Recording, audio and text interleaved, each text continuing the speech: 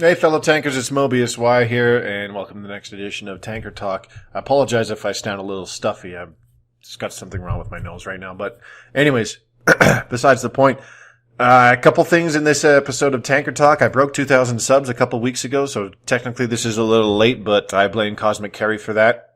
Thanks, man. Anyways, Christmas is right around the bend here, and that means two things. One, today is my birthday. As you can see, I am just overwhelmed with excitement about that.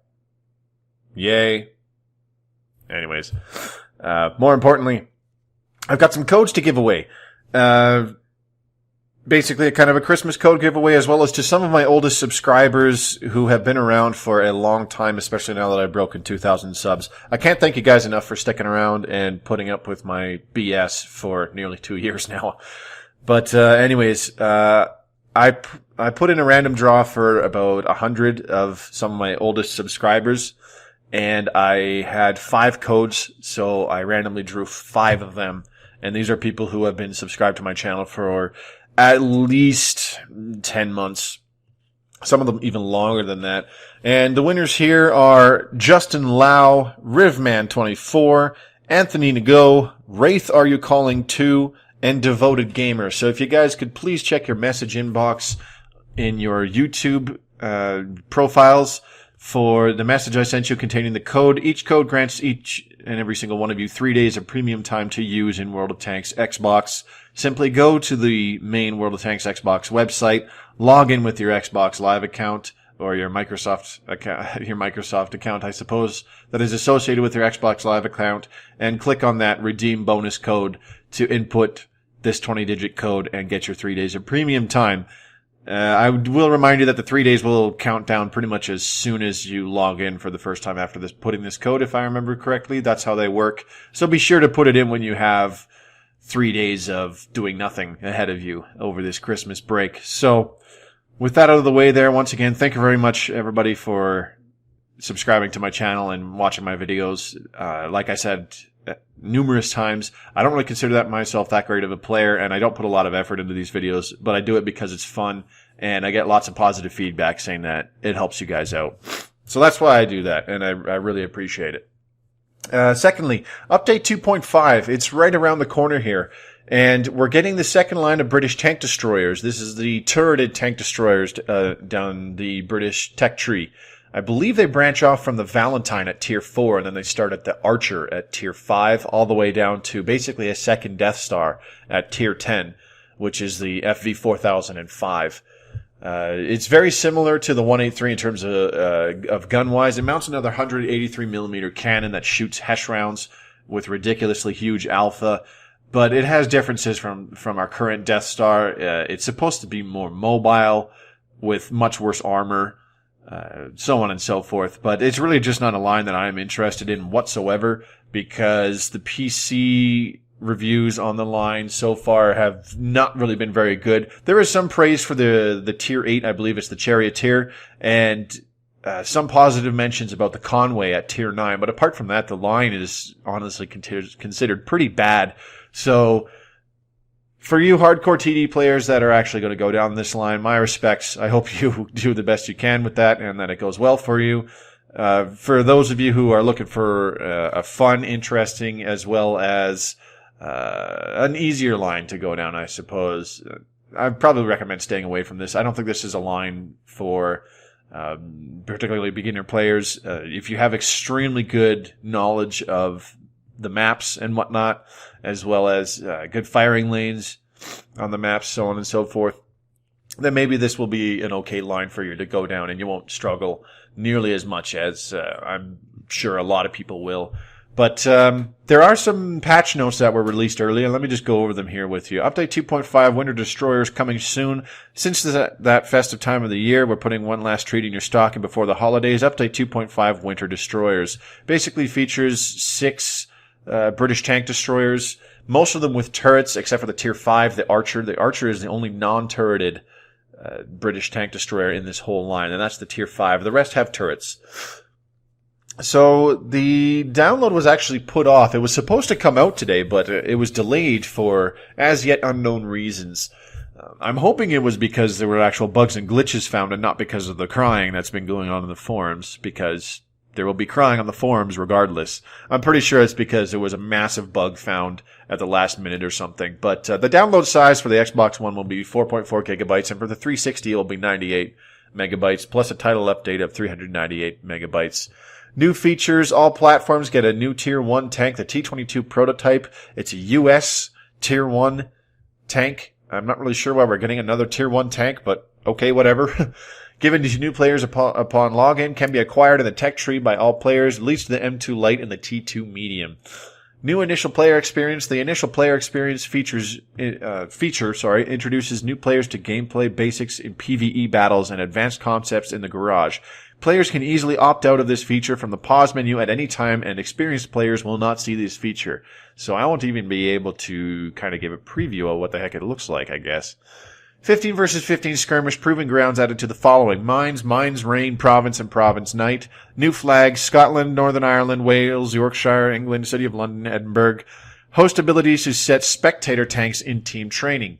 The host of the training room can assign the role of spectator to the players of their choosing. This will be nice for somebody like me who wants to try and make cinematic videos where I'm not forced to drive a tank and have a HUD blocking part of the screen and all that jazz.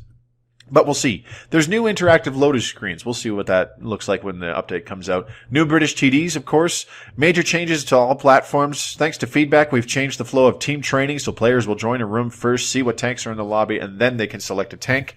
Severogorsk can counter. The spawn points were moved to integrate artillery into the two spawn groups. And unique sound effects added for manual and automatic fire extinguishers on use.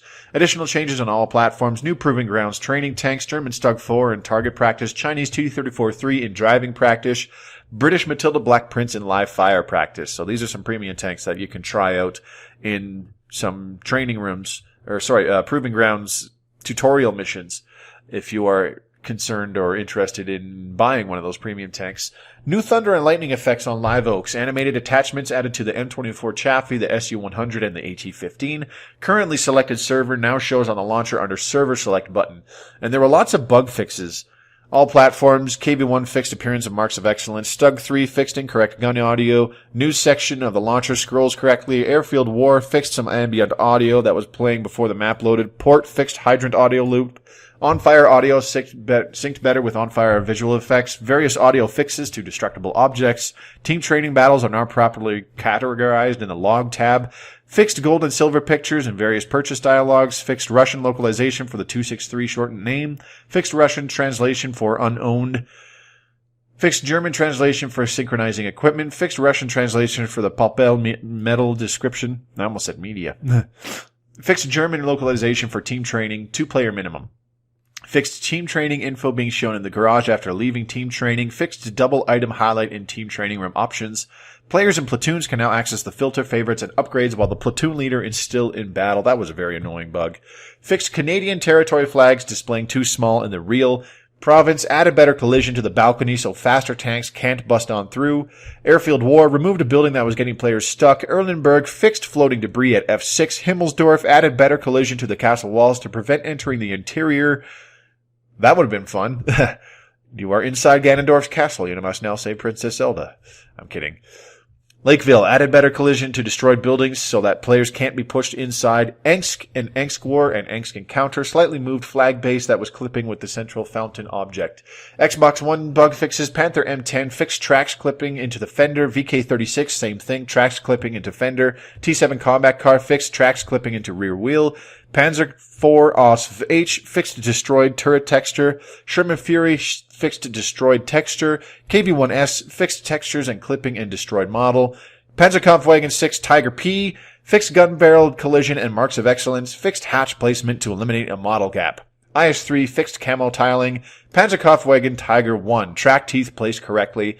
And bug fixes on the Xbox 360. Sherman Fury fixed animation attachment clipping on the rear of the tank. Su-76I fixed camo pattern on some parts of the tank. AMX Chaffee fixed camo incorrectly applying destroyed tank parts. T-37 Scout fixed camo on the upgraded turret. T-49 Scout fixed camo appearing on the interior of gun barrels. Panther 88 MIT L-71 fixed camo appearing on wheels. fixed an issue where a Facebook post can take a screenshot before the battle results have come in, and on Tundra, fixed terrain texture seam at Charlie 6. So that's basically a rundown preview of Update 2.5. Whenever that rolls out, we don't really know quite yet just now. And lastly, upcoming projects.